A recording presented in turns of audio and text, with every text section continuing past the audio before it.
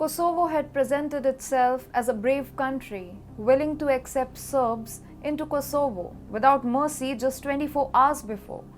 There were heavy protests and mass-scale unrest. The situation deteriorated to the point that war was anticipated to erupt. Kosovo, on the behest of the West, was ready to annihilate Serbia, but one statement from Moscow changed it all. Kosovo has backtracked, and NATO's ambition to invade Serbian regions now falls flat.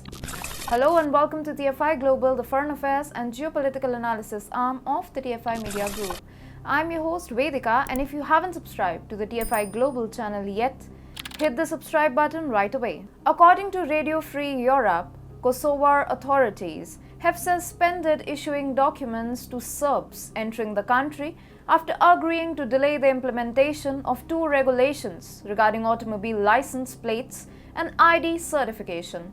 The controversial order by the Kosovar authorities had triggered unrest within minority Serbs. There were heavy roadblocks, air raid sirens, and gunfiring into the air. The KSF, that is Kosovar military, took cognizance of the matter. But the unrest was already unbearable for them. To matter worse, NATO forces were also ready to hop in. NATO's Kosovo force had declared its readiness to act if stability is jeopardized within northern towns of Kosovo, where skirmishes have been reported. For those who don't know, the regulation brought by Kosovo was also prepared under the guidance of US and European Union representatives. This demonstrates how thoroughly thought out the idea was.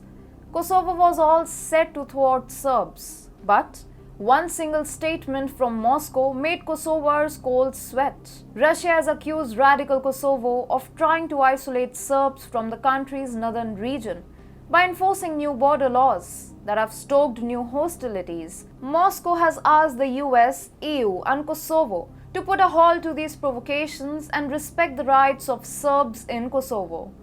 Maria Zakharova, spokesperson for Russia's foreign ministry, has stated Kosovo's new rules on the issuance of personal documents and license plates for local Serbs constitute another step toward their expulsion from Kosovo. She furthermore added, such a development of events is more evidence of the failure of the mediation mission of the European Union. This is also an example of what place Serbia has been prepared for in the European Union by offering Belgrade to de facto put up with the lack of rights of its compatriots. The consequences of Russia's severe warning to Kosovo began to manifest consequences within a day. Kosovo reneged on its own promise to put the new legislation into effect and declared that the implementation is delayed as of now.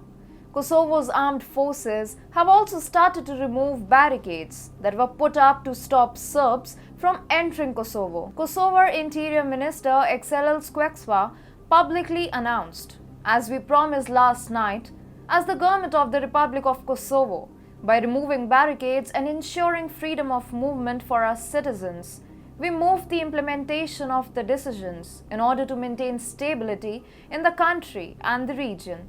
There are talks that the new legislation would be implemented next month, but that seems highly unlikely. Simply said, the fact that things are calming down indicates that the legislation issue is dumped, as protests would have continued otherwise. Kosovo understood very clearly that if Serbs gets the support of Russia, their blueprint of integrating Serbia would fail miserably.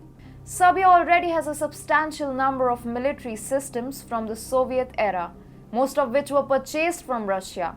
In addition, Russia has recently made it clear to the world that if things get worse, it is prepared to save Serbs. Furthermore, Kosovo relied only on one thing, that is, NATO forces and equipment. The newborn baby was merely depending on NATO, which is already overburdened by the escalating conflict in Ukraine. This is the reason why Kosovo's jingoism against Serbs stopped before even the start.